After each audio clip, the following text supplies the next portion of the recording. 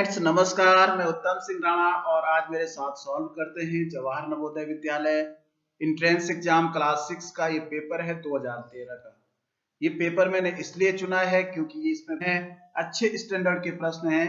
अगर बच्चा जो इस वर्ष नवोदय का एग्जाम देना चाह रहा है वो इन क्वेश्चंस की प्रैक्टिस करेगा तो निश्चित सफल हो जाएगा। और चलिए मेरे साथ ज्यादा देरी किए बिना सीधा शुरू करते हैं 2013 का ये पेपर।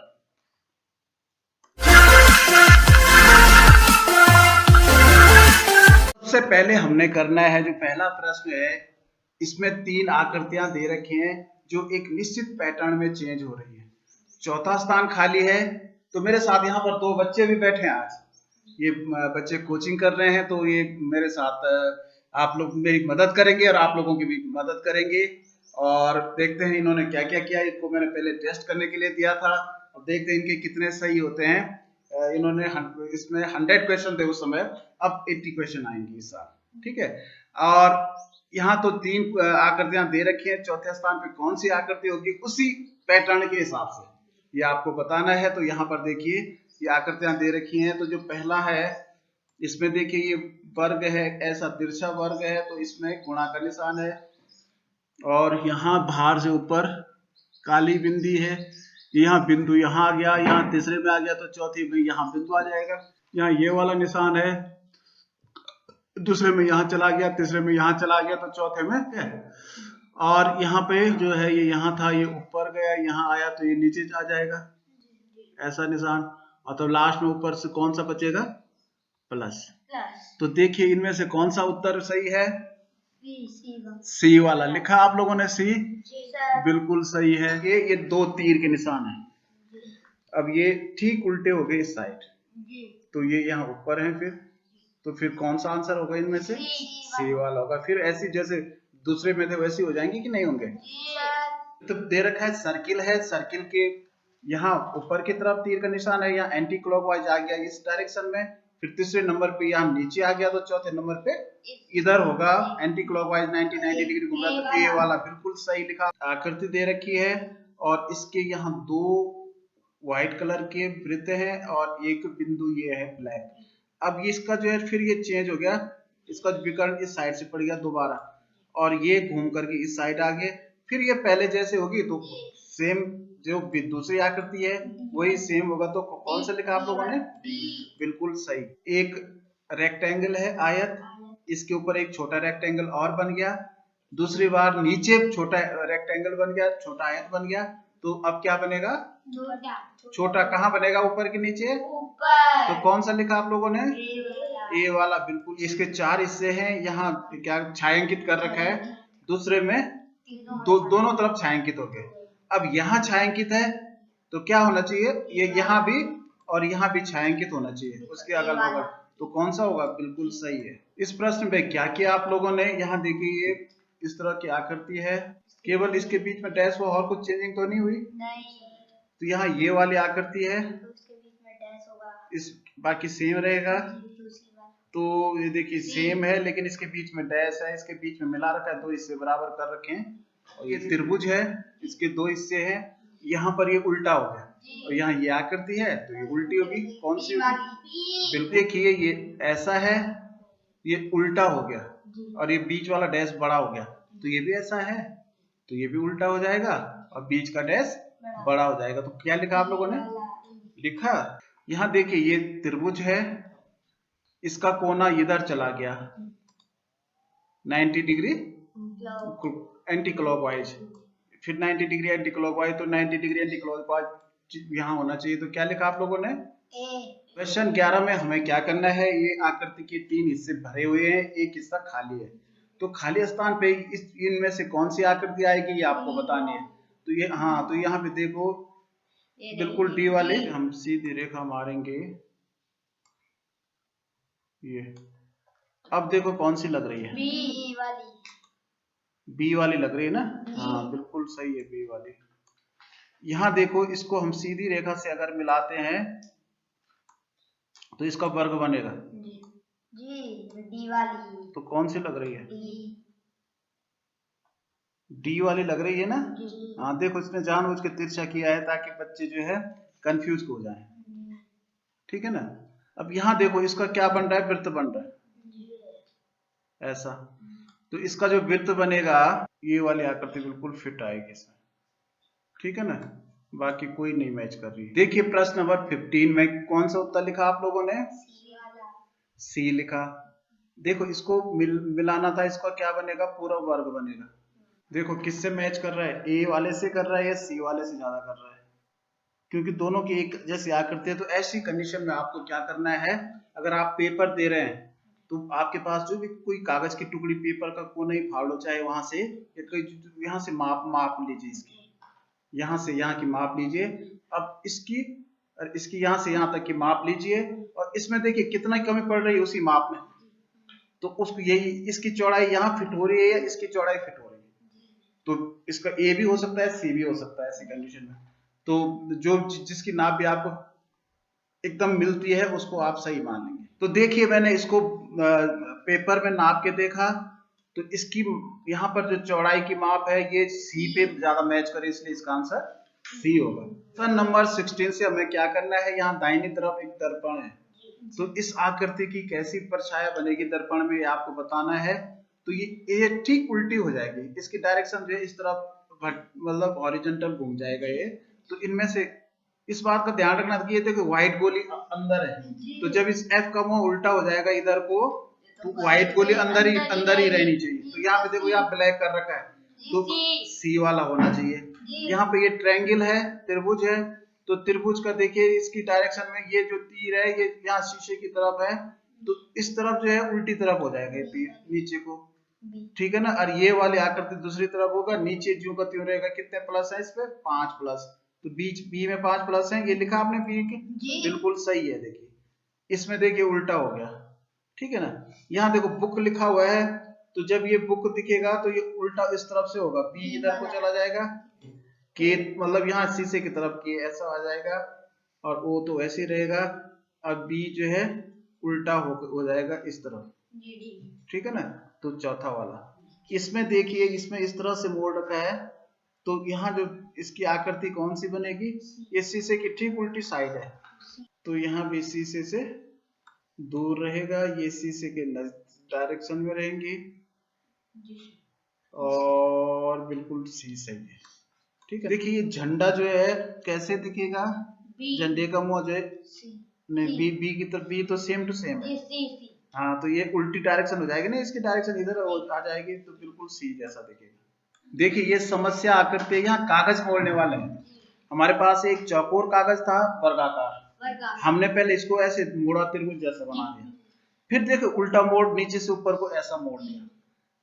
लेकिन यहाँ से मोड़ने के बाद जो है यहाँ पर एक बार फिर यहाँ मोड़ ऊपर की तरफ मोड़ा है। ठीक है ना, तो हम पहले इसका मोड़ यही खोलेंगे, तो हमारे पास यही आकृति आ जाएगी, ये वाली। कौन सी वाली, जो आकृति ये बनी है, एक बार खोल के, तो क्योंकि यहाँ ये पड़े हैं तो इस पे तो नहीं आएगा, वो नहीं आएगा ना, नहीं आएगा, आएगा इस पे आएगा, ये जो यहाँ दो पड़े हैं तो इस पे आ जाएगा। फिर जब हम इसको पूरा खोलेंगे इधर, तो यहाँ की यहाँ आ जाएगा, आएगा कि नहीं आएगा। और फिर जब हम इसको दो पलटे इधर खोलेंगे तो यहाँ भी आ जाएगा, तो कौन सा होगा, बी वाला, बी वाला होगा। यहाँ देखिए कागज को हमने यहाँ बीच में मोड़ा, ठीक है ना, और फिर दोबारा मोड़ा इधर को, ठीक है ना, 2 बार मोड़ दिया, और यहाँ इसका कोना काट दिया। जब हम इसको इधर खोलेंगे तो एक कटा हुआ कोना जो है इधर को इधर हो जाएगा, ऐसा भी हो जाएगा, होगा कि नहीं होगा। फिर हम जो है इसको नीचे को खोलेंगे तो कटा हुआ कोना फिर ये नीचे आ जाएगा, तो कौन सा होगा, बी। देखिए इस प्रश्न में क्या होना था, ये कागज पहले इधर मोड़ा, ऊपर को मोड़ा, फिर इसको लेफ्ट की ओर मोड़ा, फिर लेफ्ट की ओर मोड़ने के बाद इसको ये काट दिया इधर से, ठीक है ना, यही तो कर रखा है। तो इसके बाद क्या होगा, जब हम एक बार इसको इधर को खोलेंगे तो यहाँ भी एल जैसा बन जाएगा ये, ठीक है ना। फिर जब नीचे को खोलेंगे तो ये ऐसा बन जाएगा, इधर से भी और इधर से भी। तो कौन सा आंसर लिखा आप लोगों ने, डी वाला। तो बिल्कुल डी वाला सही है। ये हमने कागज को ऊपर की तरफ मोड़ा, फिर एक मोड़ इधर डाला, फिर इसको ऐसे में मोड़ दिया एक बार, और यहाँ पर ये काट दिया, ठीक है ना। जब हम इसको एक वापस खोलेंगे तो इधर कटा हुआ इधर आएगा कि नहीं आएगा। और जब हम फिर इस तरफ को खोलेंगे तो यही आकृति यहाँ बनेगी, बनेगी कि नहीं बनेगी, ये वाला। और जब नीचे को खोलेंगे तो दोनों आकृति यहाँ बनेंगी ऐसी। तो कौन सा आकृति वो है, बिल्कुल टी वाला। क्या है, पहले कागज को हमने यहाँ बीच में इस तरह से मोड़ा, इसका एक ट्रायंगल जैसा बन गया, ऊपर से नीचे को मोड़ा, अब फिर यहाँ से पलटा ऊपर को। अब यहाँ हमने क्या किया, एक त्रिभुज यहाँ काटा, एक त्रिभुज ये काटा और एक ट्रायंगल ये काटा। अब जब ये ट्रायंगल जब हम खोलेंगे तो हमने बाद में यहाँ से मोड़ा तो इधर ही खोलेंगे, ठीक है ना। जो ये वाला ट्रायंगल है ये ऐसा हो जाएगा, और ये वाला, ठीक है ना, ये जो ट्रायंगल था ये यहाँ आ जाएगा, ये फिर यहाँ भी ऐसे ही हो जाएगा ये, ठीक है ना। जब इसको पूरा खोलेंगे कैसे हो गया ये, ठीक है ना, इस तरह से हो जाएगा। तो कौन सी आकृति मैच कर रही है, यहाँ जो बीच वाला है यहाँ बीच में वर्ग बन जाएगा, क्योंकि तो ये बी वाला आकृति सही है। देखिए इन प्रश्नों में क्या है, कुछ शेप दे रखी हैं और आपने इन शेप को आपस में मिला करके इन चारों में से कौन सी आकृति बन रही है बताना है। तो यहाँ देखो ये दो आकृतियां सेम है और एक त्रिभुज है, तो इसको मिला करके कौन सी आकृति बन रही है, बिल्कुल देखो सी वाली। ये दोनों तो ये चले गए और ये त्रिभुज नीचे वाला हो गया, तो ये वाला, और ये दोनों ये हो गए। अब यहाँ देखो ये वृत्त जैसी आकृति है और इससे ये आपस में जुड़ेंगे तो कौन सी आकृति बनेगी, हाँ ये गुणा का निशान जैसे, और ये बीच में ये बी वाली बनेगी। यहाँ देखो ये एक चतुर्भुज है, दो ट्रायंगल छोटे हैं, एक ट्रायंगल बड़ा है। ये लंबा त्रिभुज तो ठीक है, ये मिल रहा है, लेकिन ये दोनों त्रिभुज मिल रही हैं, लेकिन ये थोड़ा सा ज्यादा चौड़ा दिख रहा है इसके अपेक्षा, ठीक है ना। लेकिन इस औरों में तो किसी में है ही नहीं, यहाँ 3 त्रिभुज है, तो इसका मतलब बी वाला ही उत्तर होगा। ये थोड़ा मैच नहीं कर रहा है। हाँ, इनको अगर हम आपस में मिलाएंगे तो कौन सी आकृति बनेगी, हाँ बिल्कुल यही बनेगा। अगर हम इसके टुकड़े करेंगे तो ये ऐसे ही दिखेगा। और यहाँ देखिए ये 3 त्रिभुज हैं लेकिन सब अलग अलग हैं, और एक ये समांतर चतुर्भुज है, तो समांतर चतुर्भुज और 3 त्रिभुज मिला के कौन सा बन रहा है। देखिए इसको अगर हम गौर से देखें तो ये समांतर चतुर्भुज तो चलो दोनों में है, ये वाला त्रिभुज ये वाला त्रिभुज जो है इसमें हम इसको मान लें, इसमें जो है एकदम मैच नहीं कर रहा है, लेकिन ये बड़ा त्रिभुज मान लेता हूँ। ये जो संकरा त्रिभुज है इसमें तो दोनों त्रिभुज एक जैसे हैं, जबकि एक जैसे त्रिभुज नहीं है। तो ये संकरा वाला त्रिभुज है, ये वाला यहाँ चौड़ा है, ये थोड़ा संकरा सा उतना चौड़ा नहीं दिख रहा है, लेकिन इसकी सी की अपेक्षा डी ज्यादा मैच कर रहा है। इन आकृतियों में आपको खोजना है कि जो पहले आकृति में जो शेप दे रखा है इसके किसके अंदर समा रखा है। तो ये प्लस का निशान है तो यहाँ साफ पता चल रहा है बी में है। ये जो वर्ग बना रखा है तो ये वर्ग किस में है, ये देखो ये डी में छुपा हुआ है। ये जो है किस में है, बी में, ऐसा वाला निशान,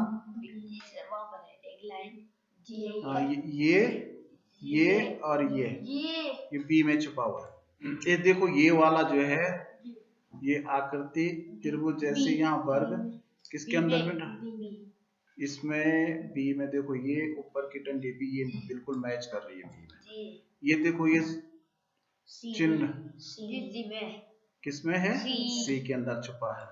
देखिए क्वेश्चन नंबर 36 में यहाँ से हमें क्या करना है, 4 शेप दे रखी हैं, इसमें से 3 एक जैसी हैं और किसी पैटर्न के हिसाब से, और एक अलग है।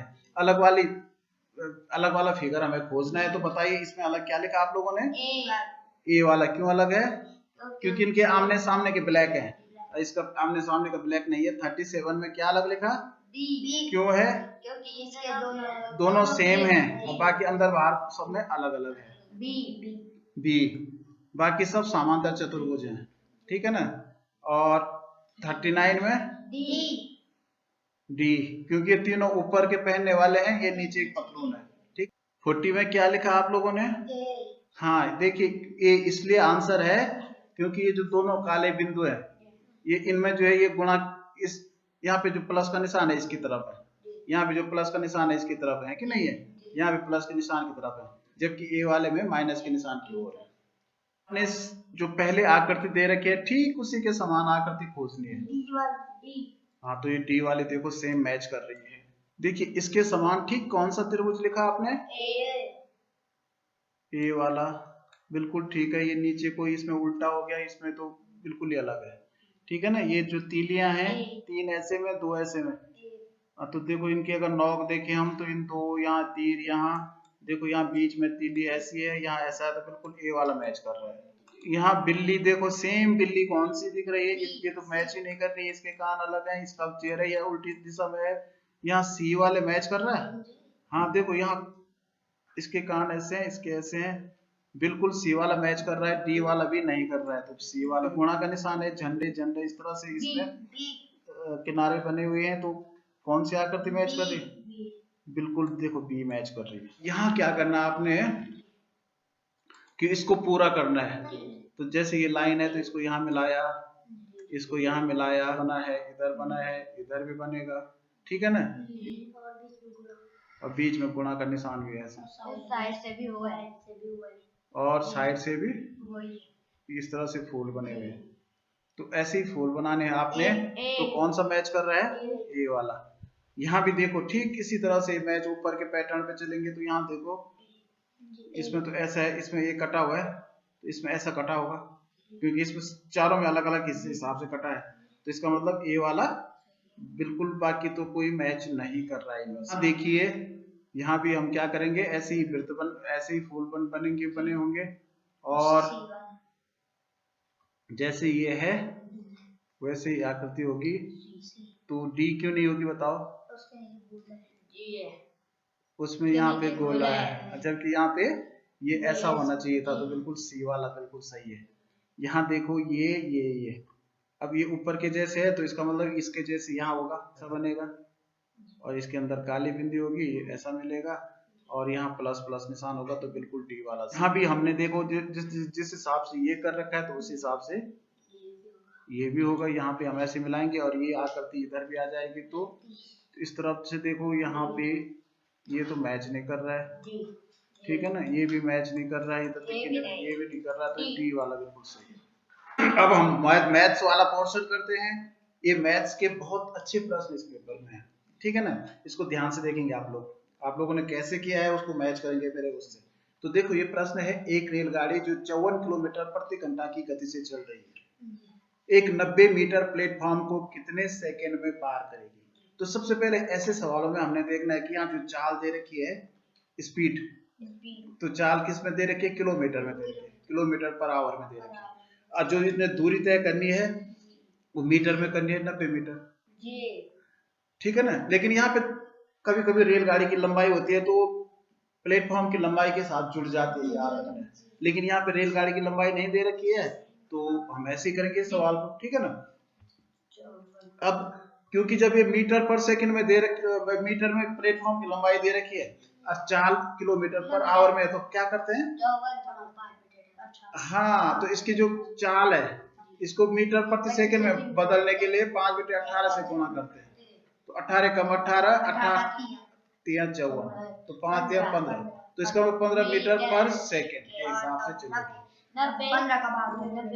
अब हमें क्या, क्योंकि यहाँ दे रखा है 90 मीटर प्लेटफॉर्म में कितने सेकंड में पार करें, सेकंड का मतलब समय ज्ञात करना है, टाइम, समय या टाइम। तो टाइम ज्ञात करने के लिए क्या होता है, हाँ, तो डिस्टेंस अपॉन स्पीड, दूरी बटे 4, दूरी बटे 4, तो क्या हो जाएगा 90 का बटा 15।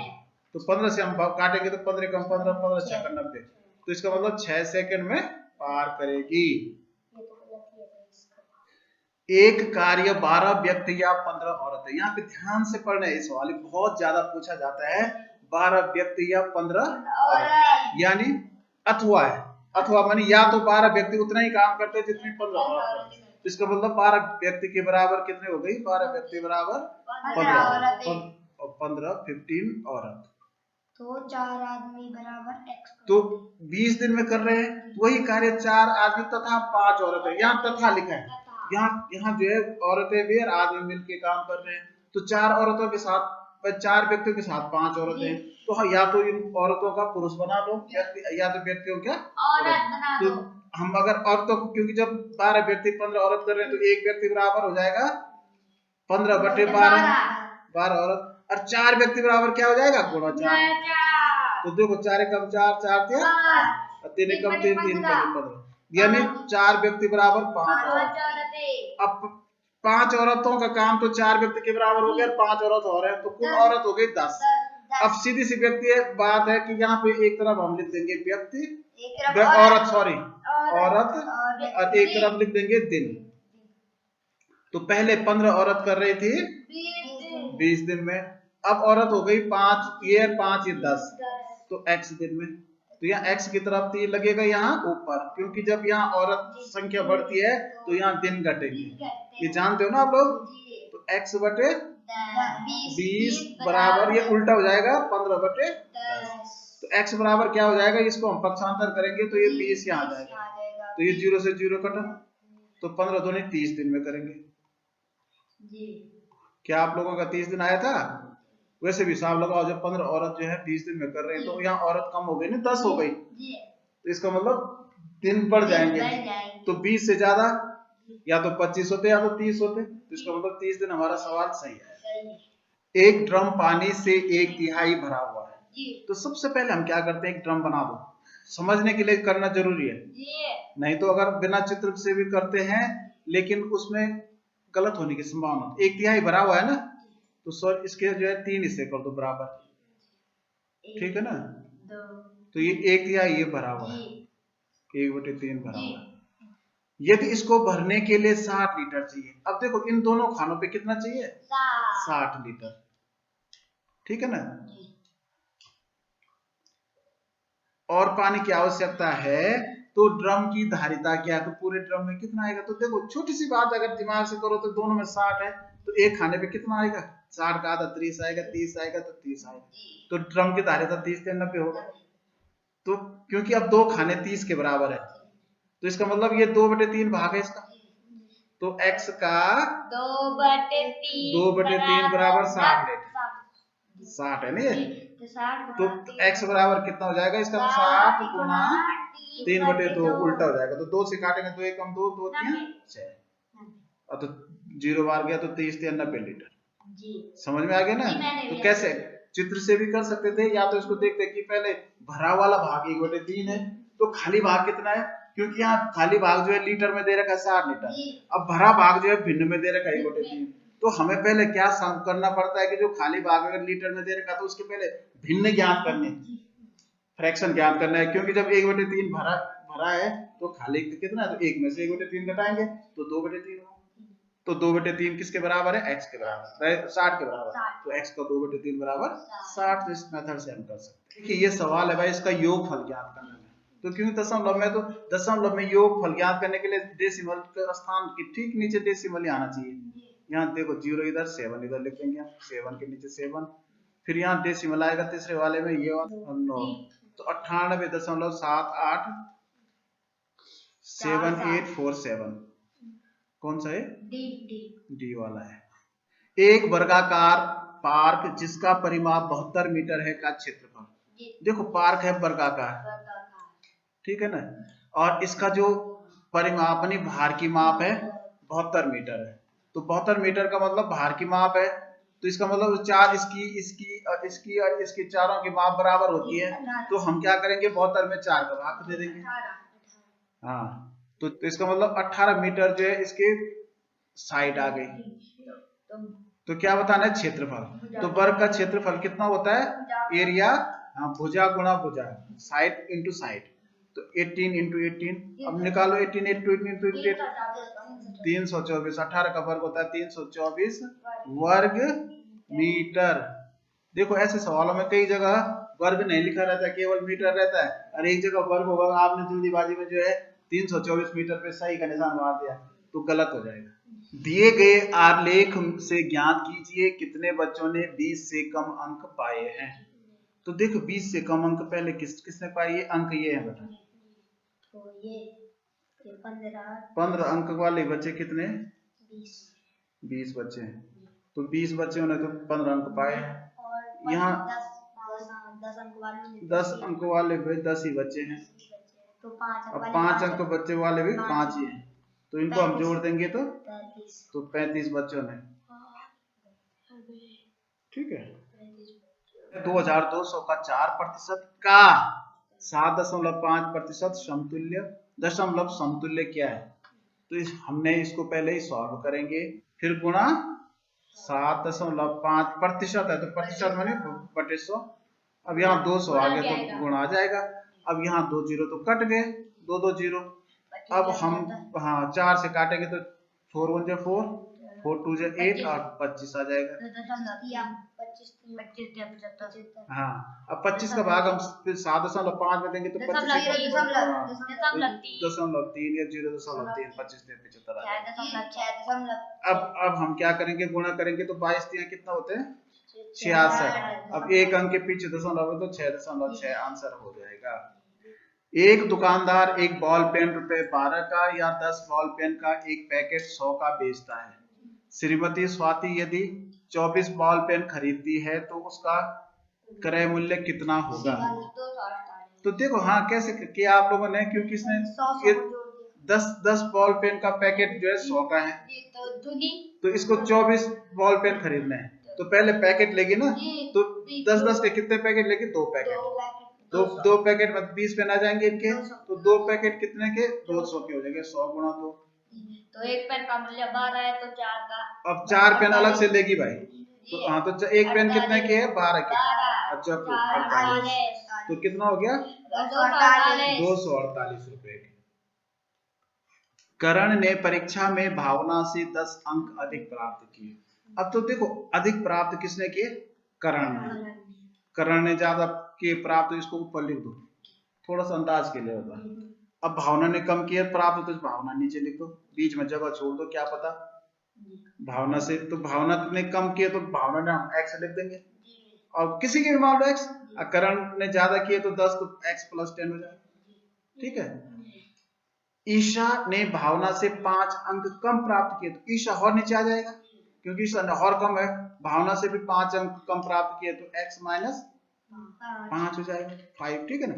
करण ने कितने अंक प्राप्त किए जबकि तीनों का योग, अब तीनों का जोड़ है 140, इन तीनों का जोड़ कितना है 140, तो हम इनके नंबर जोड़ देंगे x + 10 प्लस धन मतलब x ऋण 5। ठीक है ना, तो इसको चाहे तो हम यहीं पे कर दो, देखो ये तो x जोड़ा तो 3x हो गया, बराबर क्या हो गया यहाँ पे, इसको देखो ये +10 है -5 है, तो 10 में से 5 गया तो 5 ही बचे, लेकिन ये +5 है। ठीक है ना, तो +5 जो आगे जाएगा, हाँ तो यहाँ बराबर 140 होना था, तो बराबर 140 और ऋण हो जाएगा ये 5, क्योंकि यहाँ +5 है तो यहाँ ऋण 5 हो गया, तो x बराबर कितना हो जाएगा 135/3। अब इसको हम काटेंगे तो 3 एकम 3, 3 चौको 12, 1 15, 3 5 15 45, तो 45 नंबर किसकी आई है? भावना की। अब बताने किसके हैं? करण की, तो करण के 10 अधिक हैं तो कितने हो जाएंगे 55। ठीक है, ये वाला 5 अंकों वाली बड़ी से बड़ी संख्या जो अंकों 9 6 3 तथा 0, कोई अंक 2 बार प्रयोग, देखो कई बार ऐसा होता है कि एक अंक का प्रयोग एक ही बार करना होता है, लेकिन यहाँ साफ लिखा है कि यहाँ 2 बार प्रयोग किए जा सकते हैं, तो बनती है। तो 5 अंकों वाली बड़ी से बड़ी संख्या, जब हम बड़ी से बड़ी संख्या बनाते हैं तो किन, हाँ तो जो सबसे बड़ा अंक होगा वही 2 बार करेंगे प्रयोग, तो 9 को 2 बार लिख देंगे, तब क्योंकि अंक 4 है तो एक ही अंक तो होगा 2 बार प्रयोग, 6 3 0, देखो 5 अंक हो गए इसमें, तो कौन सा होगा? हाँ सी। निम्नलिखित चित्रग्राफ एक व्यापारी द्वारा सप्ताह के 4 दिनों में बेचे गए सेब की पेटियां दर्शाता है। अब यहाँ सेब की पेटियां यहाँ दे रखा है कि एक सेब जो है 25 पेटियां बता रहा है, तो पहले दिन कितनी पेटियां हो जाएंगी? 1 2 3 4 5 6 7, तो कितनी हो गई? 25 7 175, कितनी हो गई? दूसरे दिन 1 2 3 4 5, 25 5 125, और यहाँ 3 है तो 25 दिया 75 हो गई। एक फिर 125, फिर ये 5 है तो 125। फिर अब फिर है यदि 4 दिन पश्चात व्यापारी के पास 75 सेब की पेटियां बच जाती हैं तो आरंभ में उसके पास कितनी पेटियां थी? तो 75 इसमें और जुड़ जाएगा, तो ये सारे जोड़ देंगे ना, 575, तो 575 आ रहा है इसका जोड़, तो ठीक होगा, मैंने मान लिया 5। 5 अंकों की बड़ी से बड़ी सम संख्या बतानी है जो 3, 0, 5, 7 तथा 8 से बनी है। तो क्योंकि इसमें कितना अंक है, 1, 2, 3, 4, 5 अंक दे रखे हैं, तो देखो पहले हम 5 अंकों से बड़ी संख्या बनाते हैं, तो 8, 7, 5, 3, 0, तो लास्ट में 0 है तो सम संख्या तो बन गई, ऑलरेडी सम है, ये वाला भी। वह छोटी से छोटी संख्या जो 42, 98 तथा 70 से भाग हो जाती है। तो इसका मतलब हमें क्या ज्ञात करना है, लॉस ज्ञात करना है। तो लॉस ज्ञात कैसे करते हैं, तो 2 दूनी 4, 2 एकम 2, 2 चौको 8, 2 नंबर 18, और यहाँ 35 आ जाएगा, 2 का भाग देंगे। अब चलो 3 से ही कर दो, 3 7 21, 49, 35, चलो 7 का ही दे दो, 7 एकम 7, 7 7 49, 7 5 35। तो देखो ये भी यहाँ अभाज्य है, ये भी अभाज्य है, तो इन सबको गुणा कर देंगे, गुणा करके 7 5 35, 210, हाँ, और 210 सता 5 इधर 7 5 35, अब 35 दूनी 70 और 70 यहाँ 210, 7 21 ना, अब गुणा 7, तो 7 0 का 0, 7 एकम 7, 7 दूनी 14, 1470, ठीक है ना। दो संख्याओं का योग कितना है भाई, 2,34,560 है। यदि एक संख्या दूसरी संख्या से 10,010 अधिक है तो बड़ी संख्या क्या होगी, देखो इसको ध्यान से समझना है, दो संख्याओं का योग है नहीं है, इसमें से 10,000 घटा देंगे, हाँ क्योंकि नहीं x धन इतना, चलो वो भी ठीक है, और ये एक ही बात है, तुमने x के हिसाब से किया, इन्होंने किया कि यदि एक संख्या दूसरी संख्या से 10,000 अधिक है, दो, तो क्योंकि अगर हम एक संख्या में से 10,000 कम कर दें तो दोनों संख्या बराबर हो गई कि नहीं, तो हम क्या करेंगे, इसी में से 10,000 कम कर देंगे, बस 10,000 10, 2 3 4 5 23, अच्छा 5 6 0, अब 10 तो ये हो गया 10 0 0 1, 10,000 10 हो गया ना, इसको घटा दो 0 5 5 4 2 2, अब हाँ क्योंकि इसमें अब 2 का भाग देना पड़ेगा, तो इसको बटे 2 कर दो, 22 45 5 0 बटे 2, 2 एकम 2, 2 एकम 2, 2 दूनी 4, 2 दूनी 4, 2 7 14, 2 5 10, तो ये छोटी संख्या बनी भाई। अब हमने बता दिया बड़ी संख्या, फिर वही जोड़ना पड़ेगा, 11,000 एक क्या है, 1,12,275 में 10,010 जोड़ना पड़ेगा, 7 1 8 2 2, 1,22,285 वाला, 1,22,285 वाला। अगला है, ये दे रखा है 3,207 गुणा 12 गुणा 17 गुणा 13 के गुणनफल में इकाई का अंक है। तो देखिए बच्चे क्या करते हैं, पहले इन सब का गुणा करेंगे, पहले इसका गुणा करेंगे, तब इकाई का अंक, तो ये तो बहुत लंबा हो जाएगा। इकाई केवल इकाई का अंक पूछ रखा, तो हम क्या करेंगे, केवल इकाई का गुणा करेंगे। 3 का गुणा 7 से करो, 3 7 21 का 1, अब इस 1 का गुणा हम इस 2 से करेंगे, 2 एकम 2, फिर इस 2 का गुणा 7 से, 7 दूनी 14, 14 का 4, इकाई का अंक 4 होगा। 5 अंकों वाली बड़ी से बड़ी तथा छोटी से छोटी संख्या जो अंकों से बनती है, ये जो अंक दे रखे हैं 0 3 6 8 तथा 9 से बनती है, प्रत्येक अंक केवल एक बार प्रयोग करने पर का अंतर है। तो पहले हम सबसे बड़ी संख्या बनाएंगे, तो पहले सबसे बड़ा अंक लिखेंगे 9, फिर सबसे बड़ा बचा 8, फिर सबसे बड़ा 6, सबसे बड़ा 3, सबसे छोटा, तो 5 अंक हो गए, ये देखना जरूरी है। अब सबसे छोटा अंक पहले लिखते हैं लेकिन 0 नहीं लिखते हैं, तो 3 लिखेंगे तब 0 लिखेंगे, तब 6 8 और 9, अब इसको घटा दो, तो 67,941 डी वाला। 45 75 और 165 का मौसम निकालना है। तो मौसम निकालने के लिए क्या बताया था, छोटे का भाग बड़े में सबसे छोटे का भाग उससे बड़े में जी 75 में। जी 45 तो कम 45 से कम 45, 30 यहाँ पे बचा 30। अब फिर 30 का भाग 45 में, 30 से कम 30, 15 फिर बचा 15, फिर 15 15 का भाग 30 में, तो 15 15 दूनी 30। अब देखो ये जो 30 आया 900 तो यहाँ पे आ गया, तो ये 15 900 आया इन दोनों का। फिर 165 में भी देंगे 15 का भाग, 15 एकम, हाँ तो 15 कम 15, फिर 15 बचा 15 कम 15। ये तो इसका मतलब 15 का भाग जा रहा है, तो तीनों का 900 जो है 15 है। एक व्यक्ति ने एक साइकिल रुपए 1200 में खरीद कर 1200 में खरीद कर रुपए 1500 में बेच दी। लाभ का प्रतिशत बताना है, तो क्योंकि बेची ज्यादा में है तो 1500 में, हाँ तो लाभ निकालेंगे तो हम क्या करेंगे, विक्रय मूल्य में से क्रय मूल्य को घटा देंगे, 300 तो 300 रुपए का लाभ हो, 3 लाख गुणा 100 बटे क्रय मूल्य। अब लाभ गुणा 100, हाँ तो 300 गुणा 100 बटे 1200 क्रय मूल्य 1200।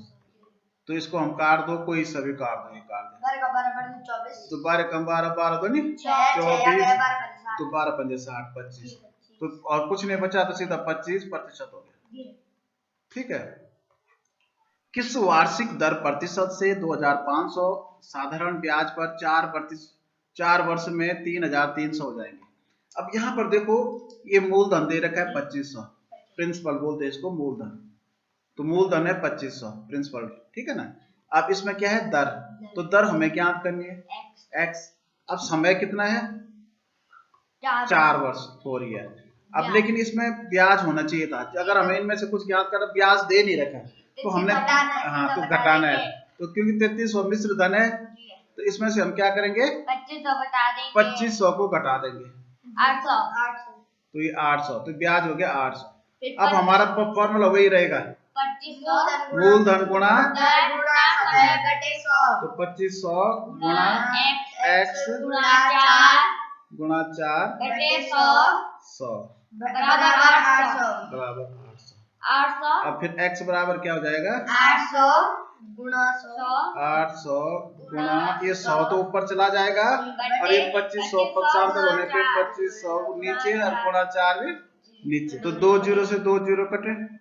अब 25 से कम 25 से 25 चको 100, 4 एकम 4 4 एकम 4 तो 8%। ठीक है। 17 सही 1/16 का दशमलव समतुल्य।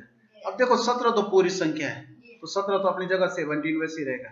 अब दशमलव के आगे क्या करेंगे हम 16 का भाग 1 में दे देंगे, तो 16 का भाग 1 में नहीं जाता तो हम क्या करेंगे यहाँ दशमलव रख देंगे, यहाँ 0 बढ़ा देंगे। अब भी भाग नहीं जाना तो हम 0 बार भाग देंगे, फिर अब 10 घटा के 10 आया तो यहाँ 1 0 और बढ़ा सकते हैं, तो 16 अब 16 दूनी 32 बचा 8 तो 16 पंजे 80 या 80 आ जाएगा, 17.0625 ये वाला। संख्या 5.029 को किस संख्या से भाग किया जाए कि 50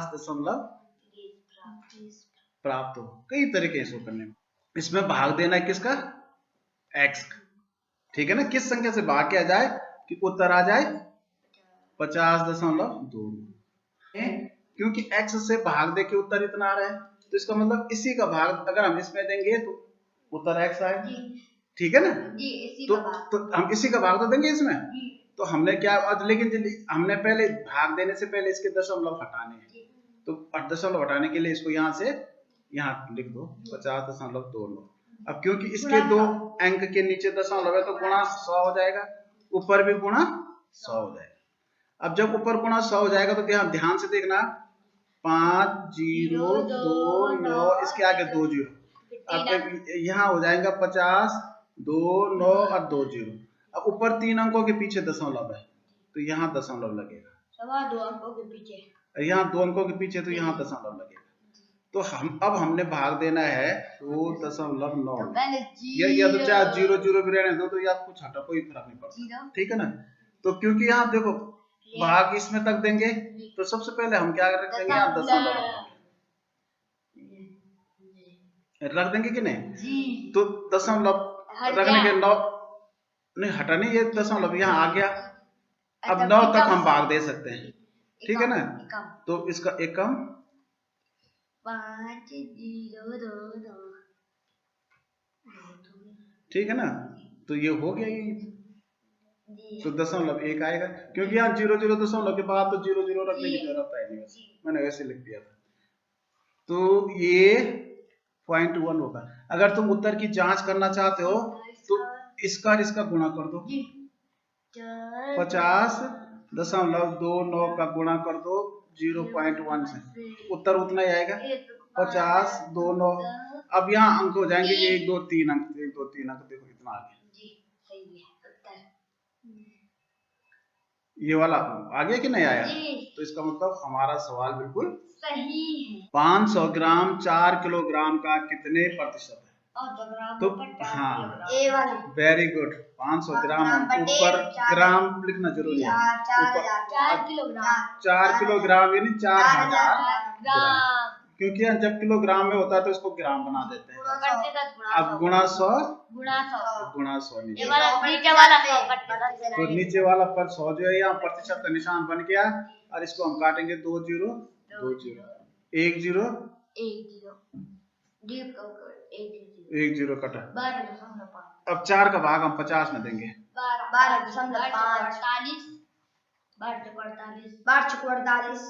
4 एकम 4, अब यहाँ 1 10, 4 2 8, तो यहाँ दशमलव रखा 2, तो यहाँ 0 बढ़ा तो 4 5 20, तो यानी 12.5%। 2 अंकों की बड़ी से बड़ी अभाज्य संख्या है, तो 2 अंकों की सबसे बड़ी अभाज्य संख्या 97 है, कल भी बात आई थी, ठीक है ना। यदि प्रत्येक पंक्ति स्तंभ तथा कर्ण का योग समान है तो x y t z के मान, देखो भाई, तो जो ऐसे में भी समान ऐसे में भी समान, तो सबसे पहले हम देखेंगे जहाँ तीनों अंक एक ही लाइन पे कहाँ पे, तो यहाँ बीच में, तो 9 5 14 1 15, इसका मतलब ये 15 है, तो ऐसे में भी जोड़ 15 होना चाहिए, तो यहाँ 5 और 3 8, तो यहाँ 15 से 8 घटाए तो यहाँ पे कितना आना चाहिए, z में 7 आना चाहिए। अब यहाँ 7 आ गया तो 7 और 2 9 हो गया, तो यहाँ 15 होना चाहिए था, तो 15 में 15 6 9 और 6 15, तो इसका मतलब यहाँ y बराबर 6।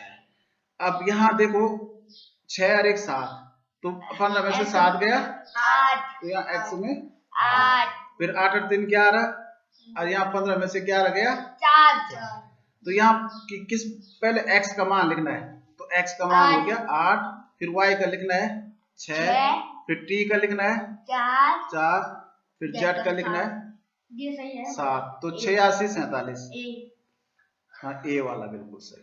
संख्याओं की अगली पंक्ति होगी, तो यहाँ 40 है, यहाँ 45 55 है, तो कितने का अंतर है 15, फिर 55 में 15 जोड़ के 75, तो 75 में 15 जोड़ के 55 में 15 जोड़ के 70 70, हाँ 100, 55 में 100 तो 15 जोड़ के 70 में 15 जोड़ के 85, 45 में कितना जोड़ रखे हैं 15, 60 में 15 75, 75 में 15 जोड़ के 90, यहाँ 60 में 15 जोड़ के 65, 65 में 15 जोड़ के 80, और यहाँ 95, तो 85 90 95। तो इस तरह से मैथ्स का समाप्त हुआ। आप लोगों के मैथ्स में बताओ कितने सही हुए, कितने गलत हुए मैथ्स में बताओ। सर इसके 2। वेरी गुड, केवल 2 गलत हुए, अनूप के कितने गलत हुए 3। वेरी गुड, अच्छा किया आप लोगों ने। अब हिंदी पे करते हैं, तो यहाँ पैराग्राफ दे रखा है, इसको हमने बड़े ध्यान से पढ़ना है और इस पे आधारित प्रश्नों के जवाब देने हैं। बसंत से ग्रीष्म तक खोजी मधुमक्खियां मधुरस पराग और जल के संभावित स्रोतों को चारों ओर ढूंढती रहती हैं। मधुरस के स्रोतों की खोज की ओर खोजी मक्खी दृश्य और गंध दोनों से आकृष्ट होती हैं। इन दोनों में भी गंध का सबसे अधिक बाध्यकारी प्रभाव होता है। गंध की सहायता से किसी संभावित क्षेत्र की ओर आकृष्ट हो जाने के बाद भी वहां पहुंचने का अंतिम निर्णय फूलों के आकार और रंग पर निर्भर करता है। फूलों की बहुत सी प्रजातियों की पंखुड़ियों पर गंध के मार्गदर्शक होते हैं। द्वितीय विश्व युद्ध के दौरान एक फ्रांसीसी मधुमक्खी पालक ने अपने संदेश ले जाने के लिए मधुमक्खियों का उपयोग किया था। संदेश पर्ची मक्खी के वक्ष के ठीक नीचे संलग्न होती थी, अन्यथा मक्खी का संतुलन बिगड़ जाता और वह उड़ नहीं पाती। आकर्षक का विलोम शब्द है। देखो बहुत अच्छे प्रश्न आए। विकर्ष, हाँ आकर्षण का है विकर्षण, ठीक है ना। संदेश वाहक के रूप में मधुमक्खियों का उपयोग करने पर संदेश पर्ची कभी गंतव्य तक नहीं पहुंचती थी, उसके सिर पर जोड़ी जाती थी, गिर जाया करती थी, छाती से संलग्न होती थी। बताओ, छाती से संलग्न होती थी, ठीक है ना। ये उसमें लिखा गया है संदेश पर्ची को सावधानी पूर्वक मधुमक्खियों से संलग्न किया जाता था, अन्यथा अगर सावधानी पूर्वक नहीं किया जाता तो क्या होता था, असंतुलित हो जाते थे। असंतुलन में बैलेंस बिगड़ जाता था उनका। फूल खोजी मधुमक्खी का मार्गदर्शन द्वारा करते हैं। गंध और दृश्य दोनों का बहुत महत्व है, ठीक है ना भाई। गंध के मार्गदर्शक स्थित होते हैं, तो किस पे होते हैं गंध? हाँ, फूलों की पंखुड़ियों पे होते हैं। अतीत काल में लोग स्वस्थ हुआ करते थे, वे घर में अपने परिवार के साथ ताजा और पौष्टिक भोजन किया करते थे। आज वो यह बदल गया है। क्या बदला है? चलन बदल गया है, ठीक है ना। अनेक लोग विशेषकर बच्चे फास्ट फूड पसंद करते हैं, जैसे बर्गर, पिज्जा या चिप्स आदि। इस बदलाव के अनेक कारण हैं। पहला कारण, आजकल अभिभावक अधिक समय तक काम करते हैं, उनके पास भोजन बनाने के लिए समय कम होता है। दूसरा, जब महिलाएं भी काम करती हैं तो उनके पास व्यय करने के लिए अधिक धन होता है। एक अन्य कारण है विज्ञापन, टीवी, पत्रिकाओं और इंटरनेट से अनेक प्रकार के उपलब्ध भोजन की लोगों में जानकारी बढ़ गई है। यद्यपि फास्ट फूड बहुत स्वादिष्ट और सुविधाजनक होता है, यह स्वास्थ्यकर नहीं होता। बहुत से बच्चे मोटापे और अनेक रोगों से ग्रस्त हो रहे हैं, ठीक है ना। अब देखो भाई, बर्गर, पिज्जा, चिप्स को कहा जाता है फास्ट फूड। हाँ, तो ये तीनों, ये सब चीजें जो इनको कहते हैं फास्ट फूड। इस अनुच्छेद के माध्यम से लेखक हमें बताना चाहता है कि, क्या बताना चाहता है? परिवार के साथ बैठकर भोजन करें, कि बच्चे घर का बना खाना पसंद नहीं करते, फास्ट फूड स्वास्थ्य के लिए अच्छा नहीं है, आजकल अधिक से अधिक लोग काम करते हैं। तो यही बताना चाहता है लेखक कि फास्ट फूड हमारे स्वास्थ्य के लिए अच्छा नहीं है। शब्द मोटापा ग्रस्त का अर्थ, तो मोटापा ग्रस्त मतलब बहुत मोटा होना, ठीक है ना भाई। पुराने जमाने में लोग स्वस्थ होते थे क्योंकि वे क्या होता है, घर का ताजा खाना खाते थे, ठीक है ना भाई। आज यह बदल गया है, यह शब्द का तात्पर्य है, मतलब यह बदला है, क्या बदला है? मरुस्थलों में बहुत सा पशु जीवन प्राप्त होता है।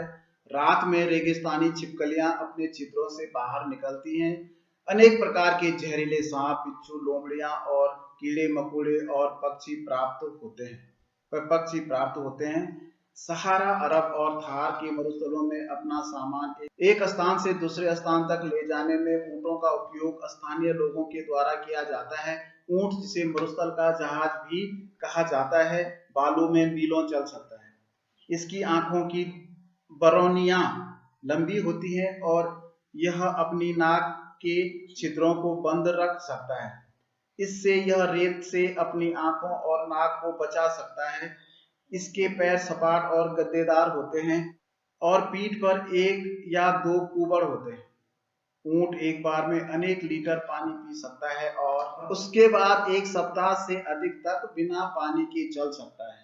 मरुस्थल के निवासियों के लिए ऊंट अपरिहार्य है, ठीक है ना। अनुच्छेद में अपरिहार्य शब्द का अर्थ, अनावश्यक तो होगा नहीं, महत्वपूर्ण, सार्थक के आवश्यक। अपरिहार्य का मतलब अति आवश्यक जिसे कहते हैं। ऊंट अपनी नाक और आंखों को रेत से कैसे बचाता है? लंबी बरनियों और नाक बंद रखने की क्षमता से।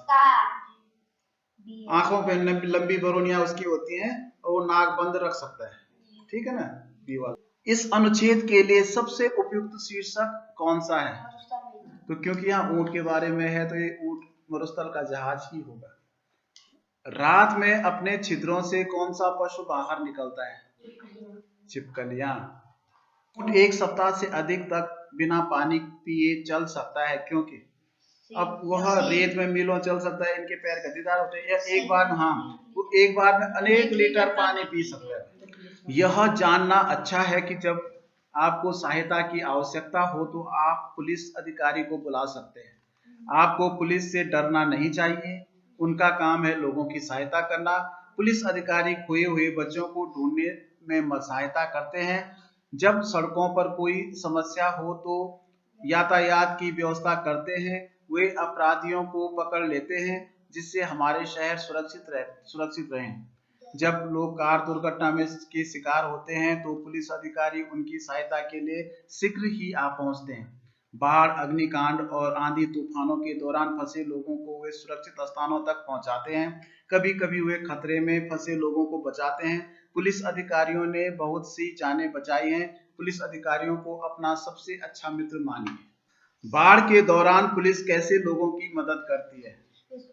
तो वे लोगों को सुरक्षित स्थानों तक ले जाते हैं। जब बच्चे खो जाएं तो उनको ढूंढने उनके माता पिता की सहायता कौन करेगा? पुलिस अधिकारी। तो पुलिस अधिकारी करेगा। पुलिस वाले हमारे श्रेष्ठ मित्र हैं। क्यों हैं? वे लोगों की मदद करते हैं और उनके जीवन बचाते हैं, अनेक जीवन बचाते हैं। यही हमें पुलिस से क्यों नहीं डरना चाहिए? वे लोगों की मदद करते हैं। हाँ, वे लोगों पर गोली नहीं चलाते, बल्कि वो क्या करते हैं? लोगों की मदद करते हैं। जब कभी कार दुर्घटना होती है तो पुलिस अधिकारी क्या करते हैं? वे तुरंत मदद के लिए पहुंच जाते हैं। वे तुरंत मदद के लिए पहुंचते हैं। चाय के दो प्रकार हैं। उनमें से एक है हरी चाय, जो चुनने के बाद तुरंत और पूरी तरह सुखा दी जाती है। इसका रंग हल्का हरा होता है और इसमें हल्की खुशबू होती है। यह मुख्यतः चीन और जापान में लोकप्रिय है। काली चाय रंग में कुछ गाढ़ी होती है और गंध में कुछ तीखी। यह यूरोप में बहुत लोकप्रिय है। ध्यान दे रहे हो? इसकी पत्तियां केवल अल्पांश में सुखाई जाती हैं। अल्पांश में नहीं, कम अंश में। उसके बाद उन्हें रोलिंग मशीनों में डाला जाता है जिससे चाय की पत्ती के सेल टूट जाते हैं।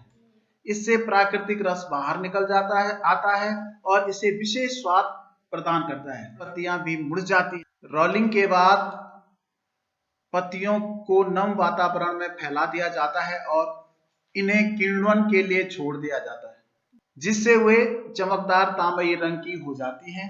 किण्वन के बाद पत्तियों को सूखी हवा में सुखाया जाता है और हमारी प्रिय काली चाय बन जाती है। जब रोलिंग मशीनें पत्तियों का प्राकृतिक रस निकालती हैं तो पत्तियां कैसे हो जाती हैं? तो क्या होता है? स्वाद और रंग अच्छा हो जाता है।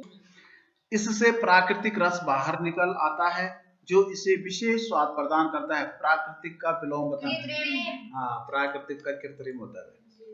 किण्वन से पत्तियां हो जाती हैं चमकीली और तांबे के। हाँ, जब किण्वन होता है तो पत्तियां चमकीली हो जाती हैं, तांबे के रंग की हो जाती हैं। ये ऊपर बात आई थी। अधिकांश यूरोपियनों को पसंद है कौन सी चाय? काली चाय है पसंद। आई थी ना बात।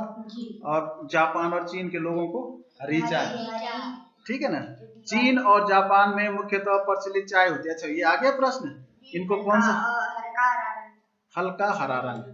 प्रचलित चाय में जो रंग होता है उनका हल्का हरा होता है। तो बढ़िया। अब ठीक है, आप लोगों को ये वीडियो अगर अच्छा लगे तो इसको लाइक जरूर कीजिएगा, शेयर जरूर कीजिएगा और चैनल को सब्सक्राइब जरूर कीजिएगा। Okay, bye.